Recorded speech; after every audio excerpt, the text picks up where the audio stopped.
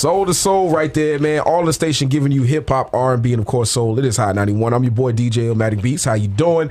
And this is Hampton Roads Voices. Yes, where your voice is always and will always be heard. Today, our topic is Black Health Matters. And I'm blessed to have Dr. Ernestine Duncan, NSU Department Chair of Psychology, in the building with me. And also Dr. Kenneth Newby, cardiologist. How y'all doing today? We're good. Doing well. Definitely. Now, today, again, we're talking about Black Health Matters. And when you ask what is Black health, it's the health of us as African Americans and what is affecting us. Now, I was doing some research, and I noticed that according to FamiliesUSA.org, African Americans are 40% more likely to die from stroke, 30% more likely to die from heart disease, and 60% more likely to die by diabetes than our white counterparts and our non-Hispanic counterparts. My question to my experts is, why is that? Well, I go ahead and fill that one. And just to clarify, not to be ego tripping here, but the name is Keith, not Kenneth. Sorry. It's Right. all good. It's all good. But anyway, I think what happens with a lot of these disease processes that you mentioned, the issue becomes treatment. People getting treatment, people adhering to the treatment, and that's where we find a lot of our people fall short. A lot of people don't want to come to the doctor. A lot of our African American, family members and people who we know or friends with, they oftentimes will not show up at the doctor's office. The ignorance is bliss. If they feel like they don't go to find out about it, it doesn't happen. It doesn't occur, and people live. And there's a lot of reasons why that's the case, and we'll get into that as we go along. But I'm finding that people, and unfortunately, so a lot of these chronic illnesses. When you talk about diabetes, high blood pressure, which can lead to stroke, heart disease itself, many times they're asymptomatic disease processes until they've gotten to a point where you're beyond that point of no return. So a lot of people will feel that if they feel fine, therefore they are fine. So their pressure could be 200 over 120, and they're been walking around for years like that, and they say, shucks, I don't want to take a pill because I feel well. So, and they think that is okay to do that, but then that's when these problems like the stroke come into play. Okay, Dr. Duncan. Well, first of all, let's just say in general that of the top 10 leading causes of death in this country, 8 of them have like a behavioral component. People who smoke, people who overeat, and they are obese. But what I would add to Dr. Newby's response is that we got to talk about stress, and we have to talk about the way that it impacts people. And when people are highly stressed, there are actually biological things that happen to us that make our immune systems more vulnerable, that make the diseases that we have, like diabetes, like heart disease, it exacerbates them and makes them worse. And so from a psychological perspective, we have to talk about the impact of stress on people, living in a society that's fast-paced like this one. Mm-hmm. I'm sure we're going to get to talk about the impact of living in a society that might be considered racist and sexist, and the impact that all of that has on us and our stress response.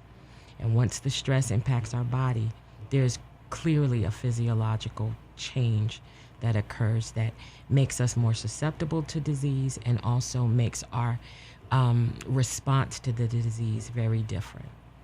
Definitely. Now, if you have any of these symptoms or any of these problems, definitely hit us up, 757-823-9110. We want to hear your voice, your questions and comments. Now, from what I'm gathering from what both of you have said, it seems that you're saying that we as African Americans are affected by this because of the environment that we as African Americans are living in. That's why that, like you said, stress and the things that we are stressed over will trickle into our physical being. Now, that's because my question, this is what I didn't understand is why, when I was doing this research, I just couldn't understand why, because all of us have somebody in our family that has diabetes. Majority of us do. My grandmother had it. God bless her soul. My grandfather, all that.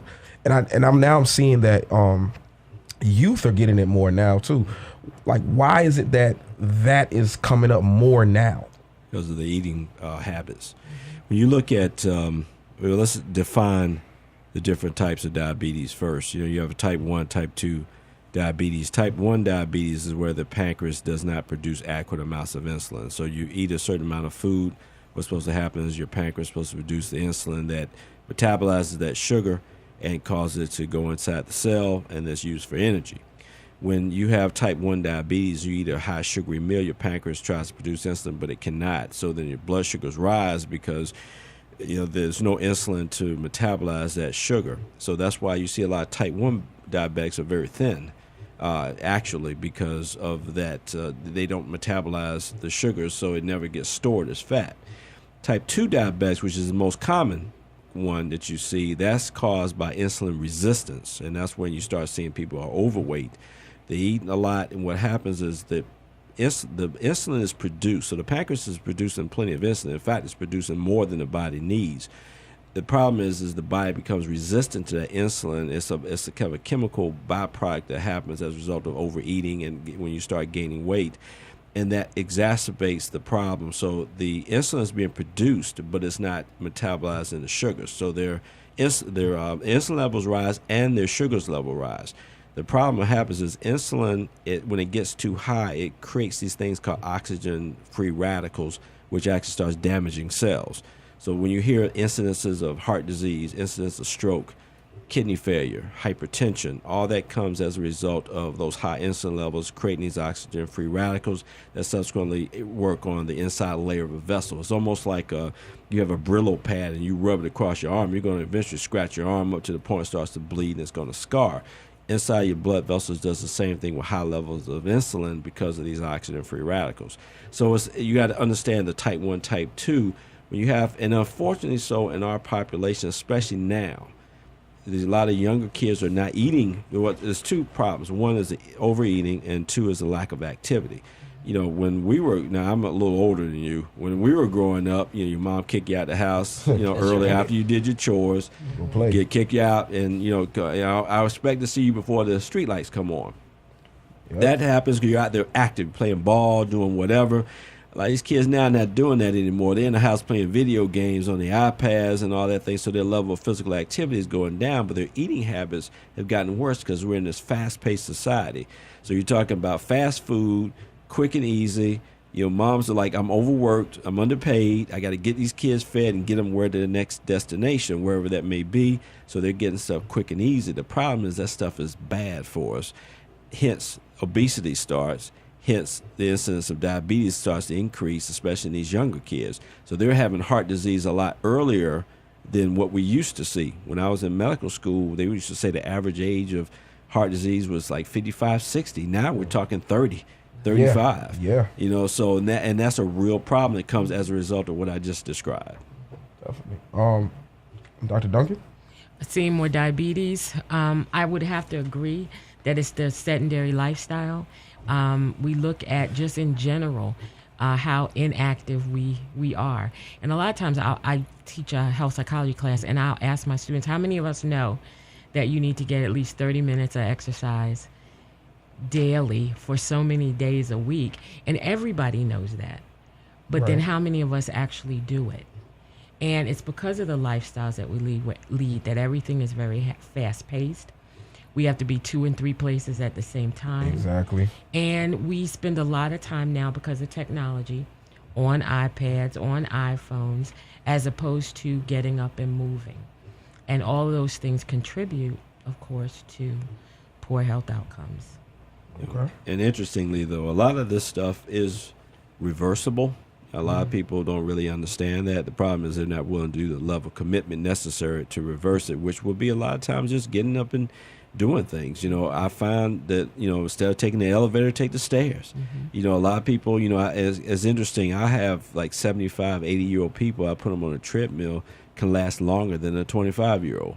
And I say that half laughingly, but it's serious. I mean, I got folks right now, 25 years old, they're on the treadmill for 3 minutes and they act like they're about to die. I mean, literally, and that's sad state of affairs, but they never do that level of activity anymore. I mean, it's really just sedentary walking just from point A to point B, get to the table, get your food, go to the bathroom, and go to bed. Get to the car and just Yeah, drive I know, off. yeah. Exactly right. So that's what we're seeing a lot of. Well, speaking of activity, you need to be active right now. 757-823-9110. We're going to take a quick break, and we get back more with Hampton Roads Voices. It's only on Hot 91. Yes, and we're back. Hampton Roads Voices on Hot 91. Yes, I'm your host, DJ Illmatic Beats, along with Dr. Duncan and Dr. Newby. Thank y'all for being in the building with me. Yes. And again, like we said, if you have any questions, anything you want to say, 757-823-9110. That's the number to get in so you can get your questions in, all right? Got a call on the line, so let's get to him. Hot 91, you live on the air. Who's this? This is Nene from Virginia Beach. How are you? Doing well. How are you? I'm great. I'm really appreciative of you doing this show today. No problem. No problems. I wanted to just share a few small things. Number one, I was born asthmatic in New York City, and I'd been on steroids for most of my life. It wasn't until I got off the steroids when I moved down here and changed my lifestyle that diabetes showed up. And in later years, discovered through Mayo Clinic that steroids also is a contributing factor to diabetes. A lot of young mothers have their children on steroids and taking all sorts of medications, have to be aware of that as well. My saving grace is that I'm very knowledgeable in relation to holistic care. It makes it very difficult for me at times because many of the doctors and physicians that I visit for my primary care are not knowledgeable of holistic care. And because I've been doing things holistically for the majority of my 44 years, I have a tendency to suffer from side effects from regular medicine. But I am on the path to losing more weight. I was able to lose 85 pounds and feel good. But I would love to see more practitioners knowledgeable about holistic care that shows less side effects overall to the body, because the body is not a one-size-fit-all regime. True. And even though I live in a small condo in Virginia Beach, I have learned to utilize my space there by getting back to basics and learning to grow my own vegetables and things like that. And that's a tool that we really need today, is getting back to basics. What did our grandparents do? What did our great-grandparents do? Even though they had sicknesses, they still lived a little longer because they actually cooked their food and less processed stuff, you know? Yeah. And that's my mission, to get back to basics. Okay, appreciate that. Thank you. Thank you. She made a very valid point. Maybe Dr. Newby, maybe you could express on that one. Holistic healing, I hear a lot about that, but I know that a lot of doctors tend to kind of be in the middle about it. What are your feelings towards holistic healing? Well, I think a lot of it is just based on the individual person. The term holistic just means you're doing more natural type things. Okay. So you're, instead of taking just prescription medications, you may, it may be some herbs or whatever that you may take that's supposed to do the same thing. The downside that I find as a practitioner, to use the term holistic means really you have to use the term holistic, which means you as an individual patient needs to change some things too.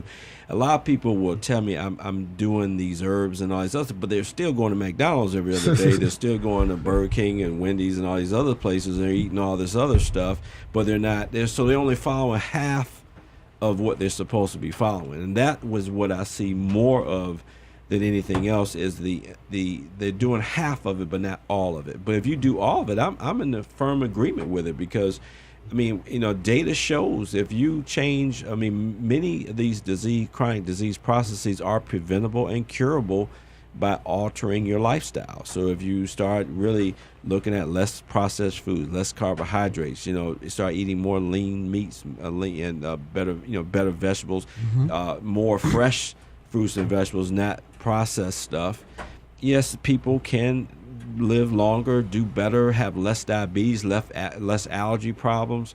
All the way they're trying to, they put stuff in food now when they're processing it, even to grow vegetables, they're putting a bunch of chemicals in there trying to get more vegetable, for the more bang for the buck, so to speak. So instead of it just being a natural tomato, they genetically engineered that tomato to be different, because everybody's about the dollar, and that's really what it boils down to. But if you get to the basics, I agree with her in that theory that if you get back to the basics of eating, how you eat, when you eat, your activity level, increasing your activity to the point where you're exercising more, you're becoming more engaged in your health care, I think you really can do a lot of it without medication. So, I think that is true. Dr. Duncan?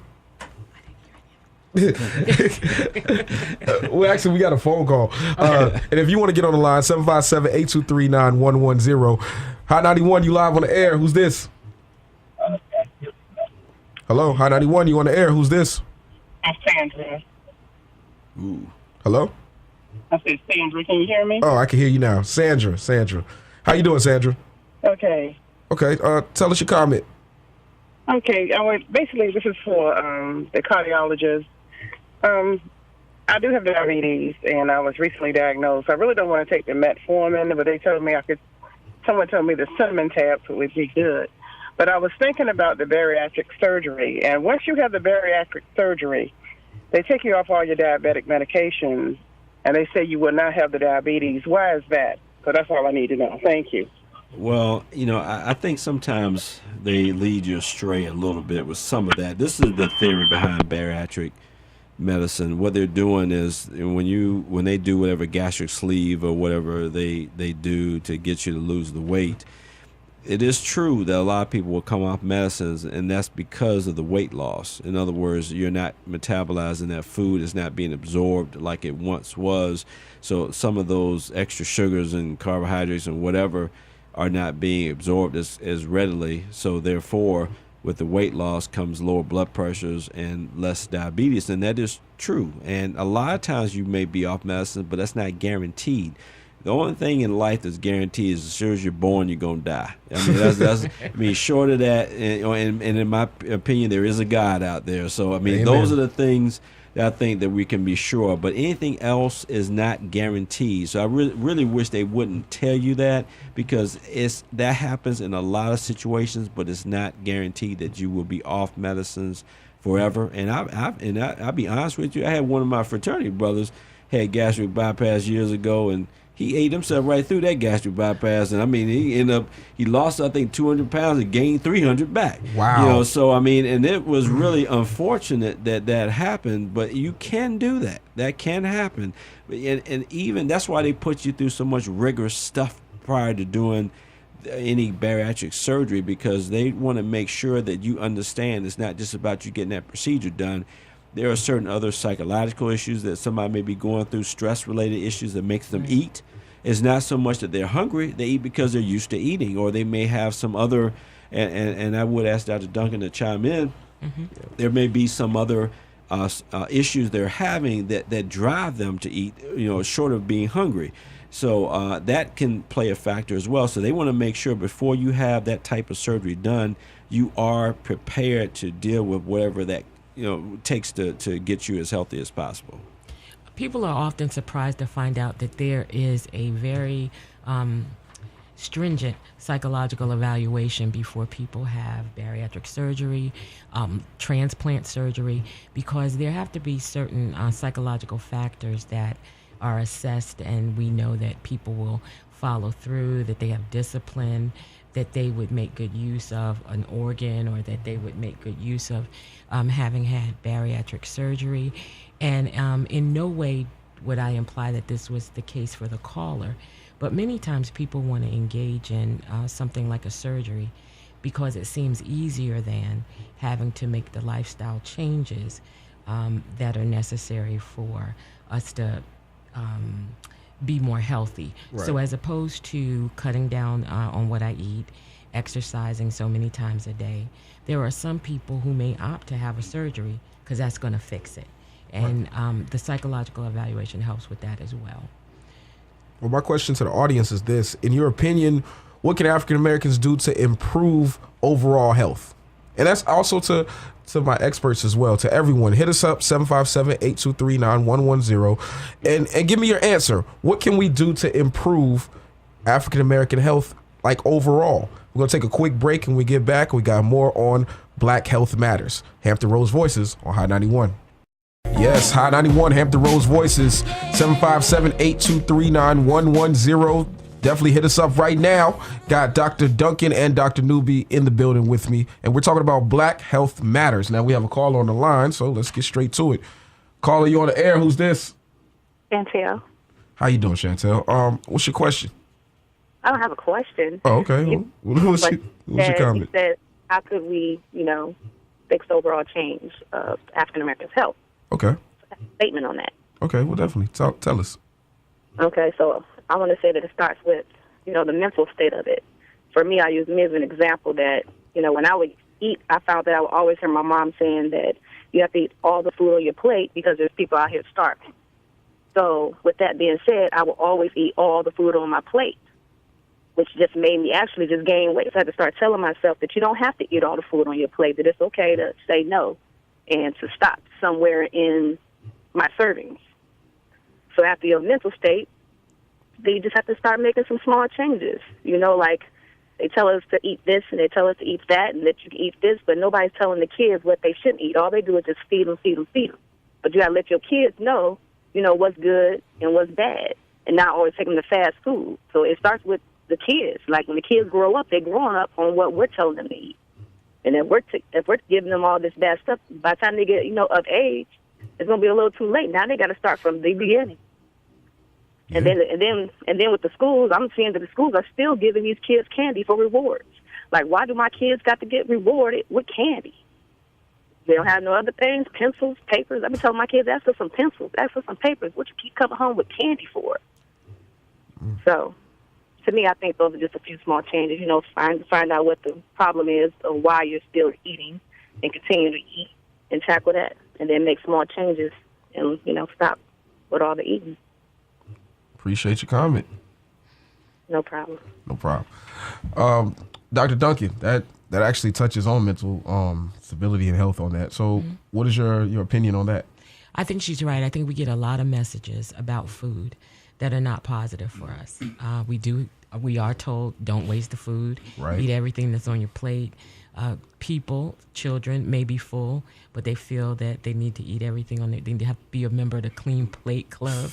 I can remember growing up in a family where the more healthy you were, the better people thought you looked.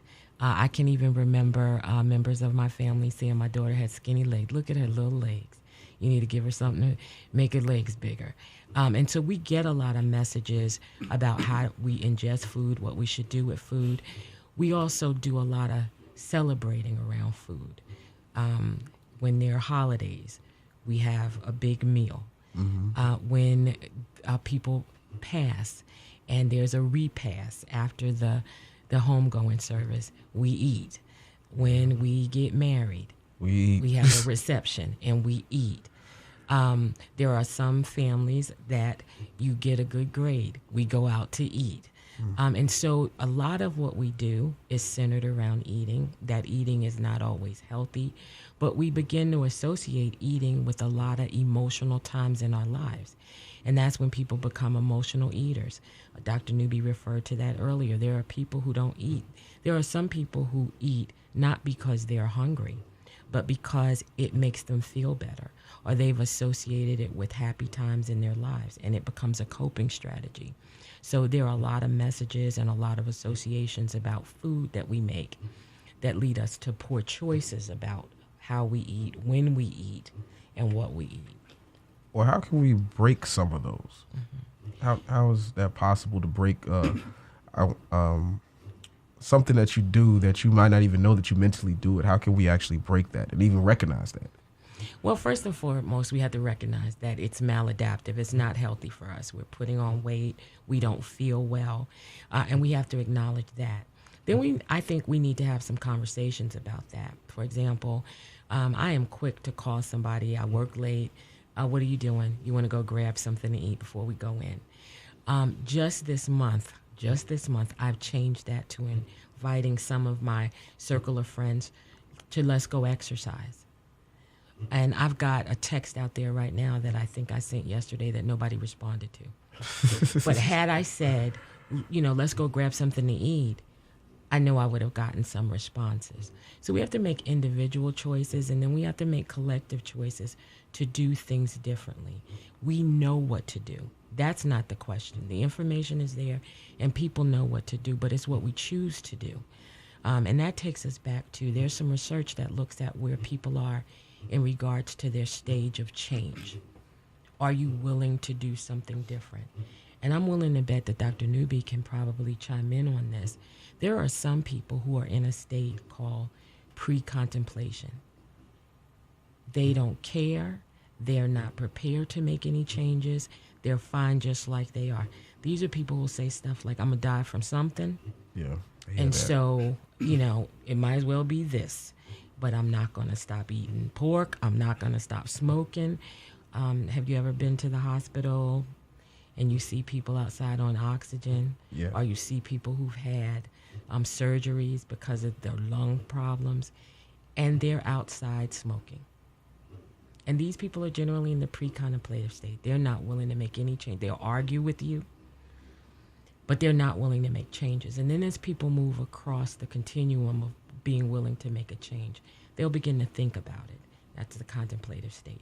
And they'll begin to think about, well, how could I do this? We talked about you could grow your own garden. Are you prepared to do that? Then people might take action. They may actually start to do some of the steps that would make them healthy. And the fourth step is the maintenance stage. Once people have achieved some level of success in their lifestyle change, then being able to maintain those changes. So where people are in terms of their stage of readiness for change is very, very important as a mental construct, a psychological factor that helps with our health. 757-823 is the number to get your comment in right now. Once again, 757-823-9110. Call us right now and get your comment in. Dr. Newby, you want to chime in on this? One of the things with, I guess, I've found is getting people motivated is always a challenge of all challenges. But, and you'll get some, you won't get all. But I've found that constant bombardment of information, and for a while, and we talked about this before. I used to, and I hadn't done as much recently just because I got so busy with the practice. I had to back off a little bit. But I used to walk, and I still walk a lot. But I used to put it on Facebook all the time. I would go up to the, we have the Fort Norfolk building in downtown, at least near the Centera Norfolk General. Across the street, I would go up to the 9th floor, and I would walk up the parking deck, and I would walk back down. I walk across the street, go across the flyover, and go down towards like the Opera House, and then back. And I would put myself on Facebook and say, "Come on, guys, gotta walk. Let's do it." And I would say where I am, how many steps I've walked, and it really got a lot of people motivated to get out there and do a lot. And then I would say, chime in, let me know what you're doing. And a lot of people would get involved, and they would start posting what they did. And I was seeing pictures of Fitbit watches. They were talking about how many steps they did that day. We were getting in challenges, and but I tell you, it's interesting though. I had this bad cold, and I just stopped for about a week. And everybody stopped when I stopped. It was literally people just stopped, and it wasn't, there has to be a catalyst. Unfortunately, so for a lot of people, they're not self-motivators, but they will follow. They're good followers, but they're not good initiators of doing activity or events. So if you get people motivated, you get them really active and involved, and people will, it's almost like a virus that infiltrates all of the people, and then they'll start having challenges at the workplace. But it does take effort to do this, and that's where, people usually, the lazy side of us comes out when you have to put in effort. That's when sometimes it separates the men from the boys, so to speak.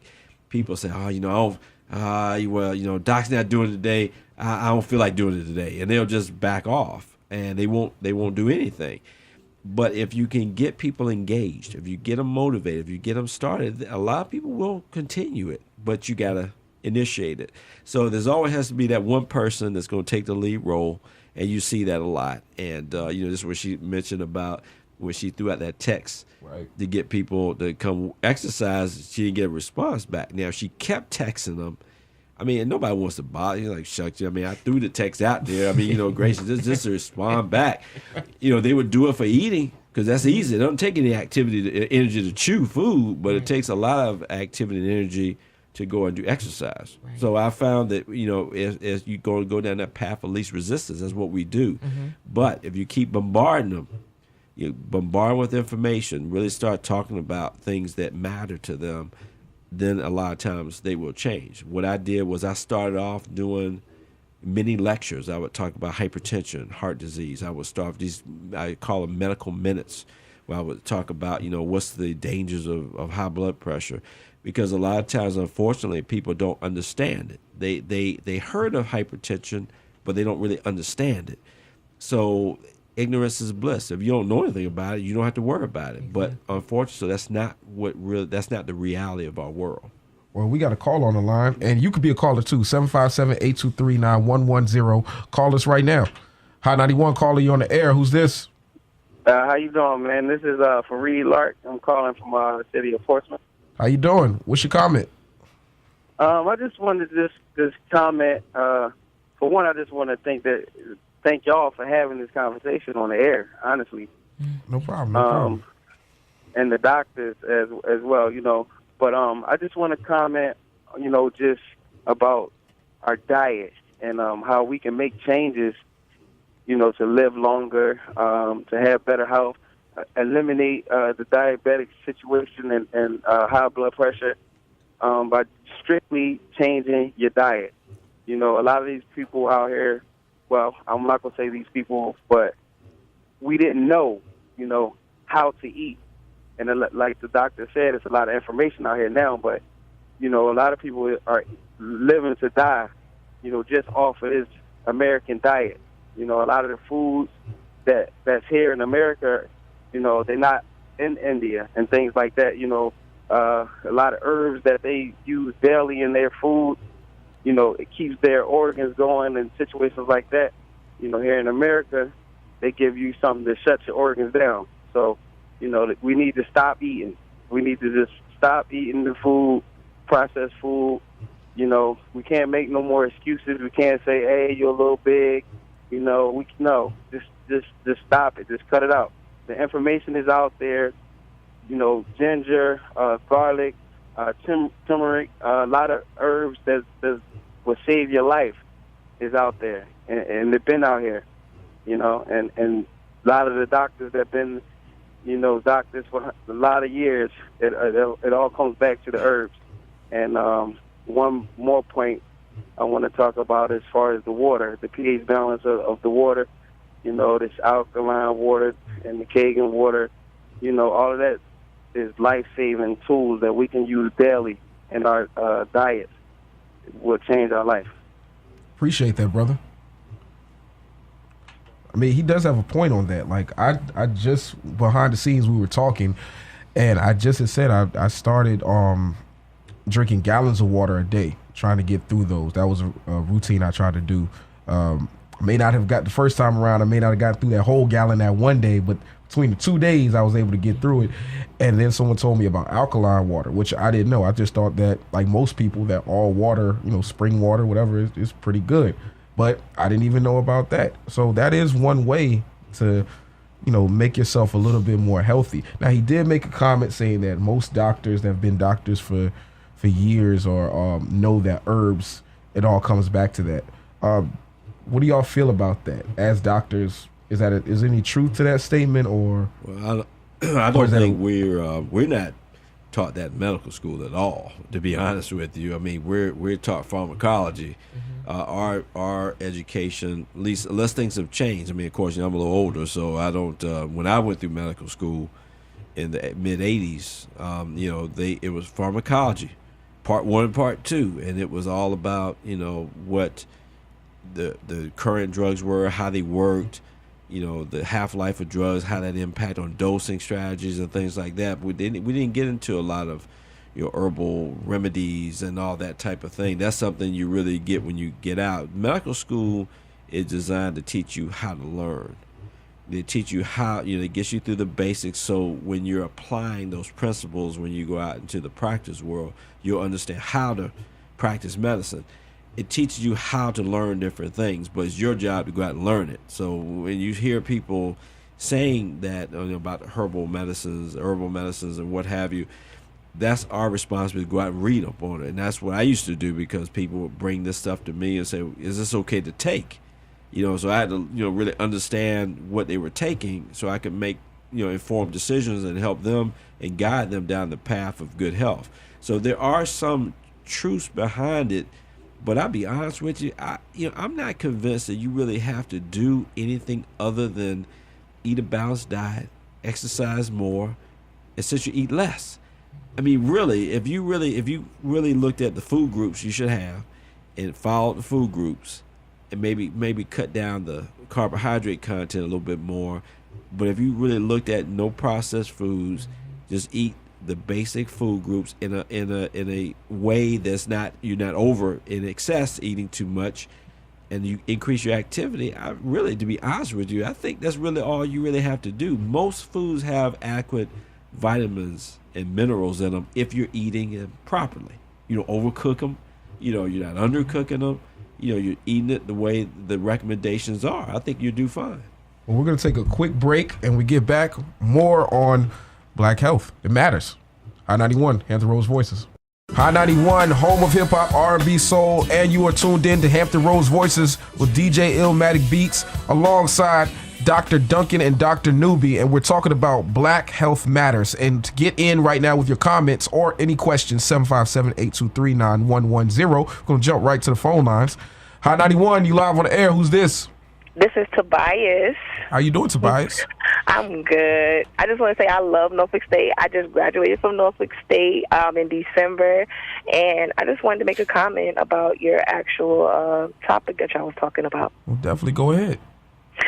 Well, I think it's good that that you should let parents know that obesity does exist. I struggled with my weight when I was younger. My mom actually talked really bad about my weight. So I just think that it's informative that kids should know, about their weight and how to eat healthy instead of eating the wrong things. Okay, definitely. Appreciate your comment. Thank you. Yes. I love you, Dr. Duncan. Hi, Tobias. How are you? I'm good. Okay, good. I think your comment is well taken. Not only do we have to be careful, again, about the messages that we give our kids, we also have to look at what we model in front of our kids. And so, it's really hard to tell kids to eat healthy when we're not eating healthy. Right. And so I think all of those things put together, really can result in a child's success in eating, in lifestyle, in all of those things. Telling a kid not to smoke, but yet you smoke. Giving really mixed messages. So those kinds of things need to be addressed. And you're right. Yes, ma'am. Mm-hmm. Yes, ma'am. All right. Thank you. Thank you. Hey. We have another caller. I guess that caller hung up. I guess that one did too. That's all our callers right there. All right. All right.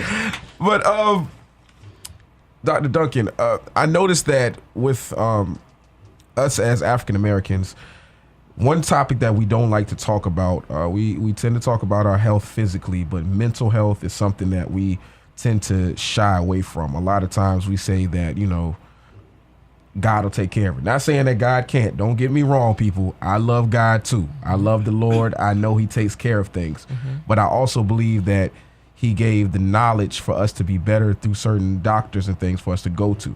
Now, how can we recognize if we have mental issues that need to be taken care of by an expert? So you're right. There is a lot of stigma that's associated with mental illness across the country. In our communities, it is a great stigma. And people tend to talk about people being crazy. Yeah. And that's one of the things that I talk about in my classes, is that really crazy is a very generic term. It doesn't tell you anything more than if you go to your doctor and he tells you you're sick. You'd like to know something a little bit more specific than that. So using crazy as a term is really inaccurate, and it doesn't give people the information that they need. But we have all kinds of perceptions of what's crazy that people want to shy away from. And so we don't talk about it. We tend to take the person that might have some mental illness, and we might keep them in the back room. We don't let them come out and socialize with everybody. People may have some type of psychological, psychiatric attack, and we'll say they're just having a spell. And so we really don't know how to talk about it in a way that would get us some help. So the first thing we have to do is we have to acknowledge that we do experience mental illness. And then once we realize that, we have to be able to talk about it in a way that makes it more acceptable. There are a few things that are protective factors. There are some things that don't happen in African American community as much as it happens in other communities with mental illness. But then there are some things that we tend to be more susceptible to as African Americans. So your question about, well, what do I do, or what do I do for someone who may be exhibiting mental health problems, is that you first have to recognize whether or not it interferes with their everyday kind of activity. Abnormal behavior is actually on a continuum, which is anchored by normal behavior on one end and abnormal behavior on the other end. The reason why I like to talk about it that way is that it helps us to understand that people who have abnormal behavior are just on the extreme end of the kind of normal behavior that we all experience. How many of us can talk about being sad or feeling blue? Well, that's on the normal end of the continuum. Okay. But when that sadness and when that depression leads you to feeling hopeless, leads you to feeling helpless, interferes with your ability to get up out of the bed every day, leads you to feeling like maybe it would be better if you weren't here, so maybe you should consider killing yourself, then that's the same type of sadness that is at an extreme. And so abnormal behavior is just a very extreme of normal behavior. And so we shouldn't see those people as weird, as dysfunctional. They really are just exhibiting or experiencing the kinds of symptoms that are very extreme than what we usually experience ourselves in our everyday living. And the key generally is when those symptoms get in the way of your ability to function on an everyday basis, then there's some intervention that needs to happen. Okay, we have a phone call. Let's see what's going on. Hi 91, you live on the air. Who's this? Yeah, what's going on? The Seth class. How you doing there, man? Doing well, brother. Doing well. Illmatic Beast, I apologize. Are you fine, bro? What's your comment? Yeah, I definitely wanted to commend you all for having a conversation like this on the air. I think it's very important, and it's something that people like to shy away from. But you made a strong point. I want to make sure that people understand. It's not even just about exercising your body, but we got to learn as a culture and as a people to really exercise our brains and really get out there and learn about alternative methods of doing things. You were mentioning that herbs and things like that. Like, I'm a strong believer in that. I take turmeric. So it's something that I think we definitely need to implement as exercise in our minds. The more we know, the better we'll be. And again, shout out to y'all for actually talking about it on air. Appreciate that, bro. Appreciate that. No doubt. Again, if you have a comment that you want to add to this conversation, 757-823-9110. Definitely call us up and get in right now. When I was doing my research, speaking about mental, the death rate from suicide for African American men was more than 4 times greater than African American women in 2014. However, the suicide rate for African Americans as a whole is 70% lower than our counterparts. Right. Suicide is a real thing. Mm-hmm. Depression is a real thing. A lot of times we get up and go about our regular day, and we may be experiencing that. It starts off with sadness and loneliness, and then it continues on and spirals into, in very extreme cases, suicide. Mm-hmm. But like you were saying, like if it's extreme case where you don't get up out of bed and stuff, a lot of us just keep on going because we know we have to keep on going. But we walk around with this heavy weight of that sadness, and then someone will say, well, just go to church and pray about it and tell God about it.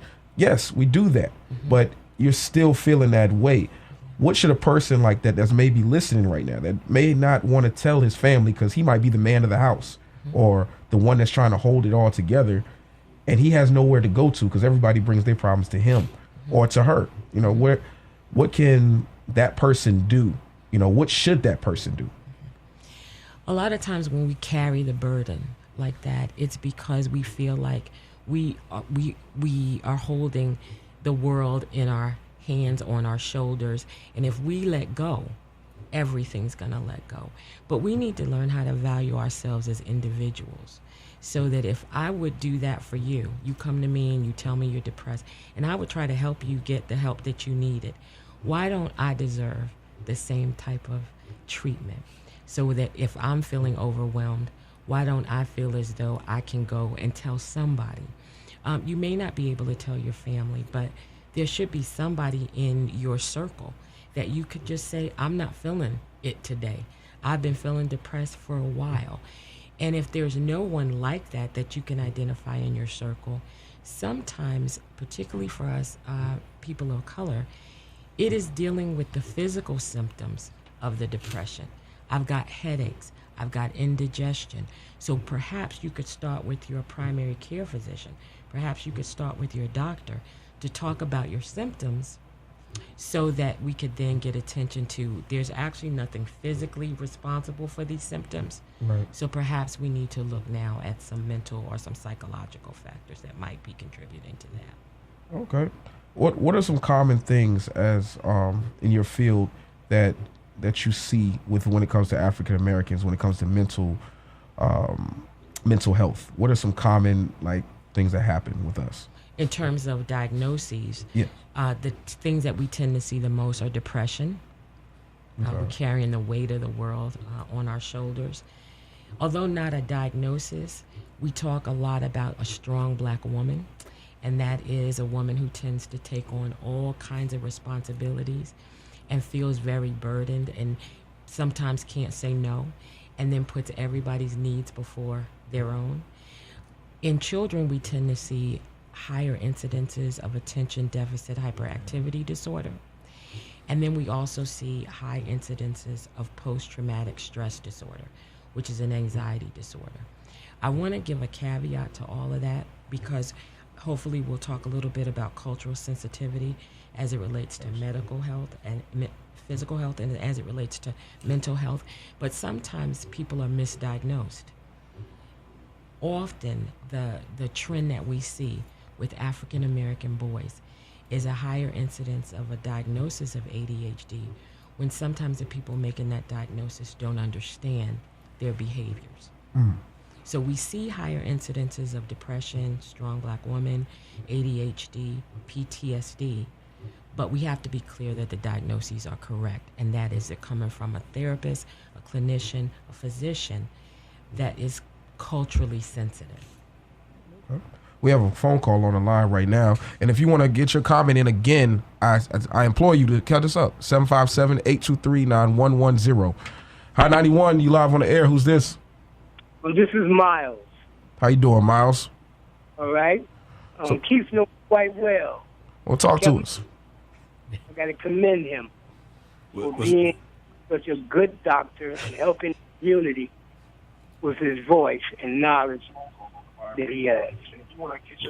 What's up, bro? What's up, Keith? How's it going, man? I got to commend you. I turned the radio and I heard your voice. I said, what? Yeah, he and I went to school together. A long time, hadn't it? Yeah, man.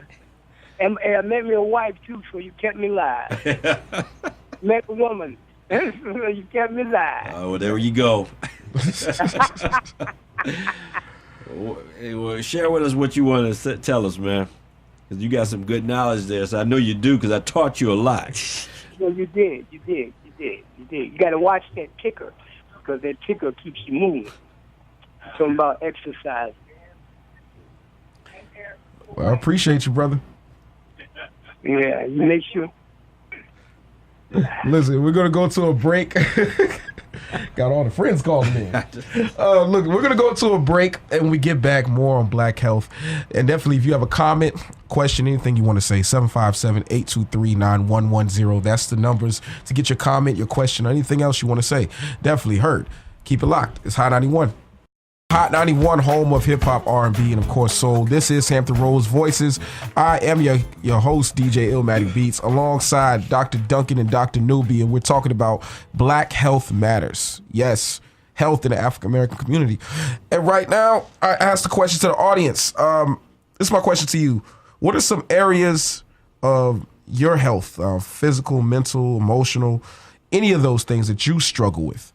Because your struggle can help someone else. You never know. Hit us up, 757-823-9110. Now, Dr. Duncan, when we last left, we were talking about mental health in the African-American community and why that we as a people seem to not want to go to the doctor about if we have any mental issues. We tend to write it off as crazy. But what's crazy? What is actually, like, that term is used a lot in our community. We always say somebody crazy or something like that. I mean, what really is crazy? I think that when people use it, they talk about people whose behavior is abnormal or different than what you would expect.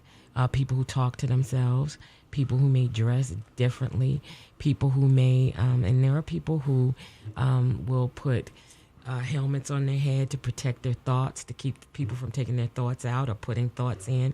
And when we see people who are walking around like that, we say that they're crazy.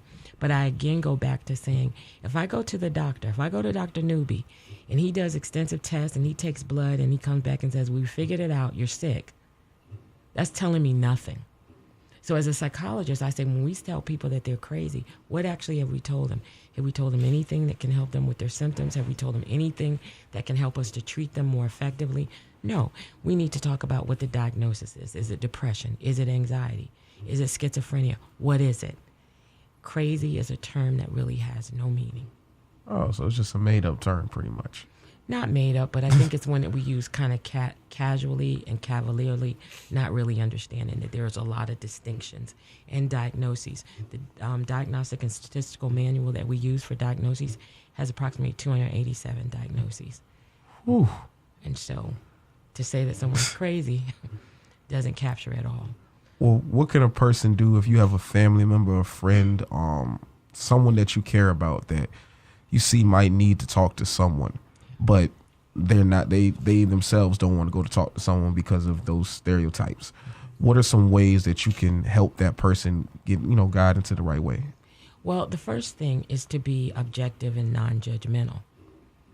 If someone's having a difficult time and maybe they don't want to talk about it, probably one of the worst things you could do is, well, just then keep it to yourself. I don't care. Because people need to understand that there are people who care about them. And so some of the things that people can do to help is to be a listener, to not always try to fix it, to just listen, and to ask people how much of your help do they want? Do you want me to go with you to a doctor's appointment? We sometimes use our churches and our pastors as a more acceptable way to talk about what's going on with us psychologically. So to see if that's an option for the person. It may not be as direct the kind of care that a psychologist can give you, but at least it gets people to talking about and putting them in places where they can get support. Okay. Dr. Newby, you have anything to chime in?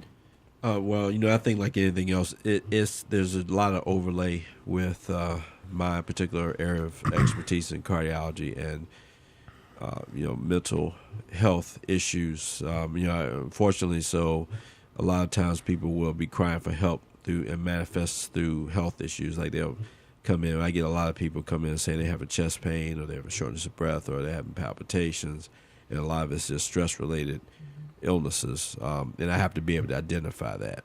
One of the things I try my best to do when I'm practicing is I will listen. And that is one of the key things I think that we all need to know how to do better is listen first. Once you listen to the person, and a lot of times I can figure out pretty quick if I think there is a legitimate medical issue going on. But I never want a patient to feel quote unquote crazy, Right. So I mean, and I get a lot of people come in, they'll say, well, everybody tell me I'm crazy, but I tell them the same thing. I say, well, I'll never tell you that. I said the first step is identify, is there really a medical issue to unfold? And one of the arts of medicine is that listening part.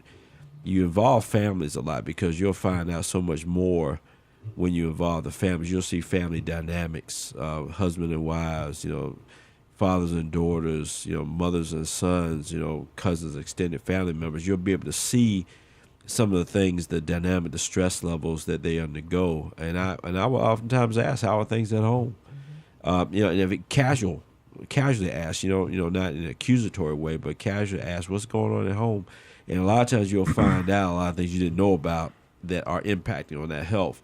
So what I always try to do is I go through that process. I rule out the medical stuff first. I always say, let's get this part off the table so at least we'll know that's not an issue to worry about.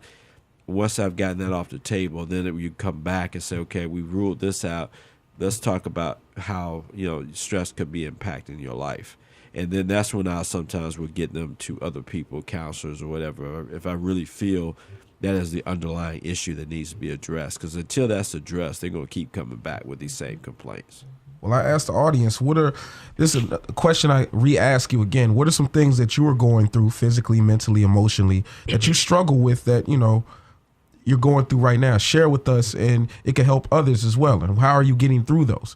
Now, we're speaking on, my question is to both of you right now. And definitely for the audience, hit us up 757-823-9110 and give us your answer. I want to know, definitely. What are the physical reactions to something you're going on mentally? Like, what are some symptoms that you will go through physically that are caused by your, a mental illness? What are some? I think all of us has probably experienced episodes, instances where something scared us or shocked us. Mm-hmm. And so what happens? You have a physiological reaction. Our palms may sweat.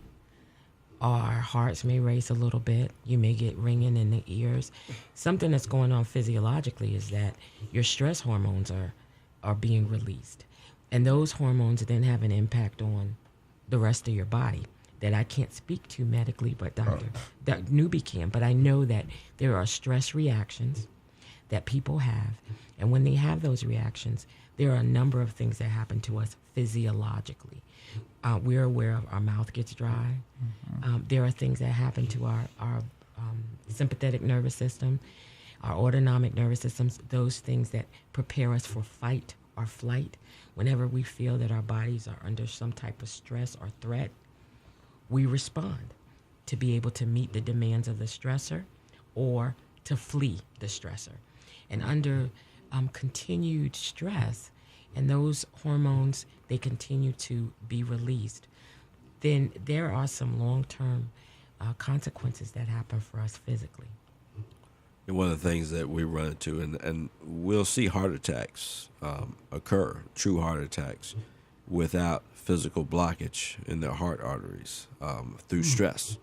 And there is an entity, and it's called lovingly broken heart syndrome, which we've seen in situations with like extreme stress, like death of a family member, and they'll have chest discomfort or shortness of breath. They come to the emergency room with EKG changes consistent with a heart attack. But we take them to the heart catheterization lab, and we actually look at the arteries, and they're totally clean. And I've seen that in real time, several instances of that, through the loss of a family member, or some undue stress in their life, like financial stress, like people that lost money in the stock market and they're totally broke, and they were. You remember, was it Eddie Murphy? He said the best way to make. I forget the term he used in trading places. Said the best way to hurt rich people is to turn them into poor people. Yep. So you find that those situations will create that psychological stress will create a physiological response that can be harmful. I've never seen anybody die from it, but I have heard of that happening. I've never seen it in real time, but I have heard of that happening where the stress of even that what's the person from Star Wars that passed away? Oh, Their mother died. Yeah, Debbie Reynolds died like a couple days later after her daughter. Right. And the Star Wars young lady, I forget her name, Carrie Fisher. Oh, okay. Passed away, and then her mother died 2 days later. And that stress of that physical death of a loved one can trigger another response, and I have seen that happen before. And then the mother had a stroke, I think, and then died a day after that. So I mean, there is a truth to that. Okay, well, we have a caller on the line. Let's jump to it. Hot 91, you live on the air. How you? Hi, I'm good. How are you doing? Doing well. Talk to us. Hi, my name is Khiara. I'm actually a commuter student from Norfolk State. I live at home with my parents, and right now they're going through a separation, and it's really hard to kind of focus on school and work as well as kind of deal with all the stress that's going on in the house. I've got a year left. How can I make it through? Well, do you have anybody that you trust and you can confide in? Yeah, my best friend, but she lives in Florida. Okay, so she's not immediately available to you, but she's available maybe by phone? Yes, ma'am. Okay. The other thing to consider, and I'm glad that you are aware, you're able to identify and be very articulate about what you feel like the stressors are, and that has to do with your family and you're living at home. Keep in mind, there is a counseling center here at Norfolk State University, and the services that they render are for all students who are here. And so it really is helpful to kind of get somebody to let you know, first of all, you're not by yourself, that this is something that a lot of college students experience, and that might be family dysfunction or family issues. I don't know if you know this, but being an adolescent and being in college is probably the most stressful time of a person's life. Students in college, for a number of reasons, experience a lot of stress. Some of it is academic, some of it is social, some of it is family. And your lifestyle really doesn't allow you to deal or cope with it well. College students tend to get the least amount of sleep. At any time in our life, that we get the least amount of sleep when we are in college. There are many stressors that are impacting you, some financial, some emotional, some academic. So my suggestion to you is I would first commend you for being able to articulate what exactly the stressors are. And then secondly, to put in place a support system. And if there is no one close to you, your friend is far away, to seek out some counseling services that would allow you to be able to talk about your feelings and to vent them. And to always also come up with some coping strategies that can help you to focus and to compartmentalize things so that you're still able to get your work done and get the things done that you feel like you need to get done. And this doesn't become a vicious cycle where you just feel like you're spiraling downward. Yeah. Thank you. I really appreciate that. And I will be looking for those counseling services. Okay. Thank you. Again, if you have a question, comment, or concern, 757-823-9110. My question to the audience is there anything that you're struggling with that we can help you out with? Call us right now. We're going to take a quick break, and when we get back, we got more on Black Health Matters. Only on Hot 91, Hampton Rose Voices. Yes, Hampton Rose Voices on Hot 91, home of hip-hop, R&B, and, of course, soul. I'm your host for this evening, DJ Illmatic Beats, alongside Dr. Duncan and Dr. Newby, and we're talking about Black Health Matters, health in the Black community. And my question to everyone, definitely call us right now with your questions and comments, 757-823-9110. Our question is this: what are some things you can do personally to maintain and improve your health? Those out there listening, what are some things that you do to maintain your health and improve it? How do you do that? Let us know. You might be able to help someone else. Now, a question to the experts. Now, for those that actually go to the doctor, what are some questions that they should ask, or, pretty much what are some questions they should ask about if they're going there for mental health or they're going there for weight management? What are some things they should ask to help them to actually achieve that? So, you want to take the first for the mental? For the mental, well, the most important thing, really, in being able to get information that you need and you can use, I believe, is the rapport that you have with your doctor. And as I'm listening to Dr. Newby talk about the things that he does, it makes sense that he's motivating to his patients. because he goes out of his way to do things for them that let them know that he cares about them and that they can trust them. So the first thing that has to be there is a trust and a rapport. So if people have issues with mental illness, some of the things they might want to ask a doctor, their medical doctor, or a psychologist is, first and foremost, do they feel like the issues that they're having, the symptoms that they're having, are significant enough to warrant treatment? Okay. Am I just a little bit blue because I broke up with my boyfriend and that this may pass with time? Or is it the fact that I broke up with him 3 years ago and I'm still as sad as I was when it first happened? So to ask them for some clarity about what their symptoms are and how dysfunctional that might be for them in terms of everyday living. Those are the things that I suggest. Asking questions having to do with, these are my symptoms. How abnormal do you think that is? Okay. Yeah, well, really, I think that just pretty much spelled that out. I mean, I think like anything else, them asking those types of specific questions would be the first or foremost thing that needs to be done. That gives us the information we need to start asking them questions in return to direct our care to tailor to what their needs really truly are. I did want to chime in one quick comment about the young lady that called before the break, and I felt really, I guess my heart went out to her listening to what she's going through right now. You're trying to get an education. You're already, having to deal with the fact of being, in school. You're young. You're in school. You're trying to learn. That you have to deal with this situation at home. And I hope, and I'm really sending this message out to the parents of children when they're going through these types of breakups or whatever, is try your best to maintain as much of a normal life as you can for your children.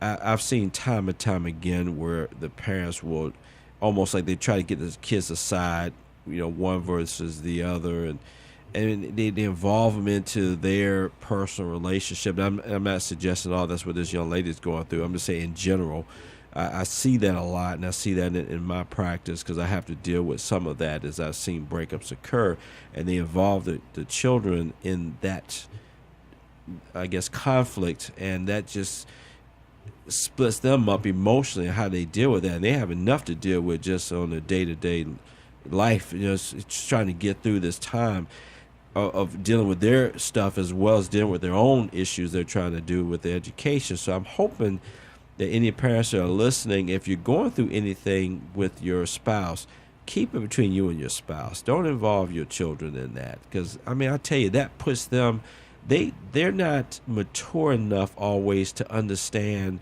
what's going on and how to deal with that. You are, they're not, and involving them will only make life worse for them and really may set them back significantly in how they're going to deal with it. They say in any relationship you bring baggage with you. Mm-hmm. So if you're a child of a divorced parent, that's going to impact on you as you're going into a marriage yourself, because that baggage that you bring in and things that you went through when you saw your parents go through that will live inside you, and then you may take it in your relationship and make that dysfunctional. Correct me if I'm wrong. No, you're 100% right. So I'm just going to implore the parents of any children going through anything, please don't involve them. You involve them in a positive way, meaning that you want them to understand that things are happening, but you love them, and they are your priority. And, I listened to, I guess there was something on, I don't ever get a chance to watch TV very much, but I know my wife watches HGTV, and there's some show where there's some couple, they broke up, and all this stuff you hear about is it's just a bunch of nonsense. I'm like, don't involve. Why are you talking about it? This is your personal business. Keep it as such. The world doesn't have to know that you've broken up and you're involved in all this. You hear about these kids going through stuff, all these other actors, they break up, and you hear all this stuff in the media. The kids have to be affected by that. I would have to agree. And one of the things that sometimes gets parents' attention is that we tell them that while you and your spouse may have bad feelings about each other and maybe the love is gone, that child still loves each one of you. And so you have to recognize that when you start saying negative things or when you start trying to make them take a side, you're doing that in regards to somebody that they still love. Yeah. And if you love that child, you would never really want to put them in that predicament. So I would agree with you 100% on that, and put the onus of the responsibility of making that stress-free or as stress-less for their children. It has to be on the parent.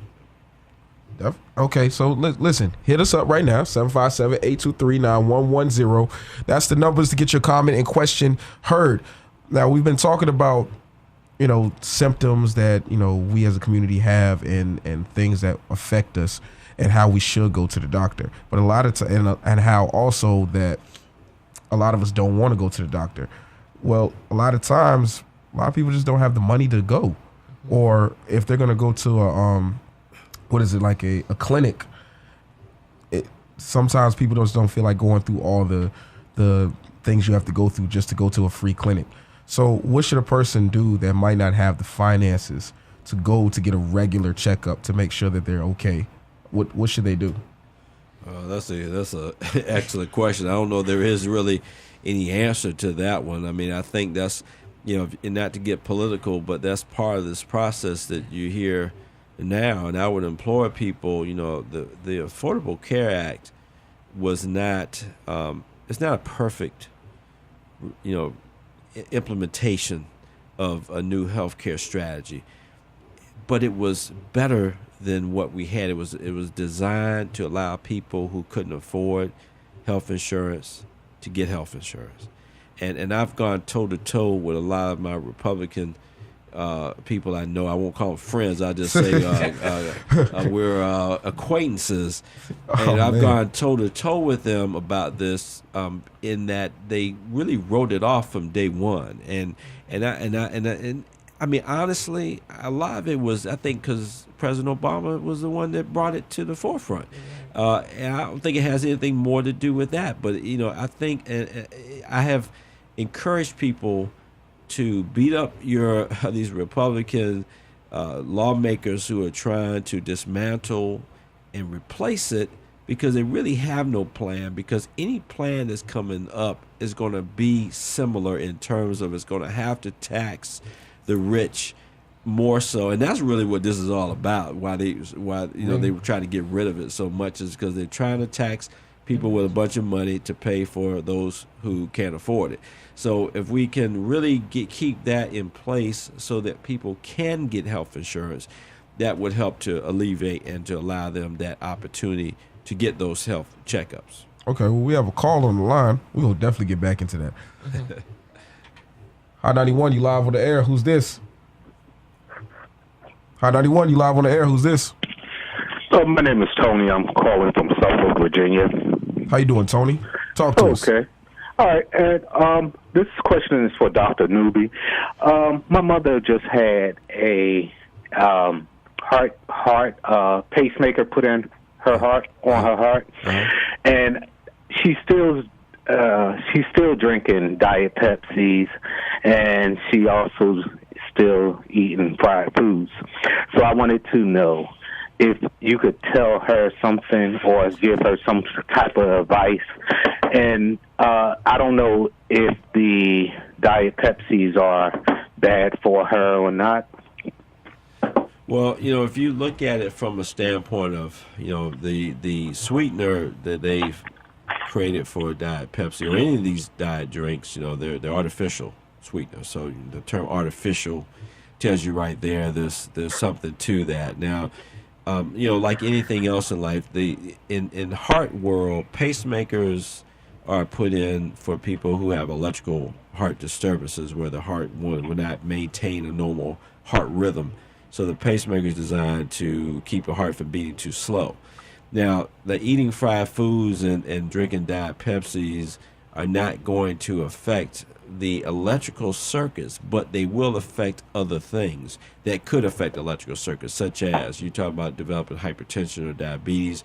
That can infiltrate the heart, causing issues that can lead to the need for a pacemaker, just because of the way you metabolize these foods. So I mean, if she's trying to get healthier, a lot of people will look at, like, say, when you get bypass surgery or they get a pacemaker, they look at that as a new lease on life. So I can now do what I want to do. But remember, these are all artificial things that were implanted or being done to rectify a problem that was created based on oftentimes your lifestyle. So if you continue to do that, what's going to happen to the new stuff? And the new stuff is going to get torn up just as fast as your original stuff, because it was already artificial anyway. So I tell people all the time, you know, just because you have something that has, and I don't want to say it was a fix, it's almost like it's just a Band-Aid. You know, coronary bypass surgery is a Band-Aid to a bigger problem. A pacemaker is a Band-Aid to a bigger problem. So if you continue to do the things that got you in that predicament, all that you're going to do is make that which you got worse. So if that's ever helpful to her at all, you know, really changing that lifestyle will impact. It will. Thank you. Not a problem. Tell your mom don't beat me up. We got one more call on the line. Caller, you on the air. Who's this? This is Kevin. How you doing, Kevin? Talk to us. Hey, how you doing? How's everybody doing tonight? Doing well. Yourself? Good. My question is, I just got in my car and I heard you all talking about, you know, a young lady probably getting over a bad breakup emotionally and having to deal with that and being a student. And I guess my question is, as a parent, how can I help my child get over that and deal with that so that she can get back on track and build herself back up and get her life going again? So we were talking about that in terms of the parents being more responsible and having the onus of the responsibility for keeping the situation as neutral for the child as possible. One of the things that we talked about is the fact that even though there may be estrangement between the couple, the child loves both of their parents. And so you have to not put the child in a place of having to make a choice or having to take a side.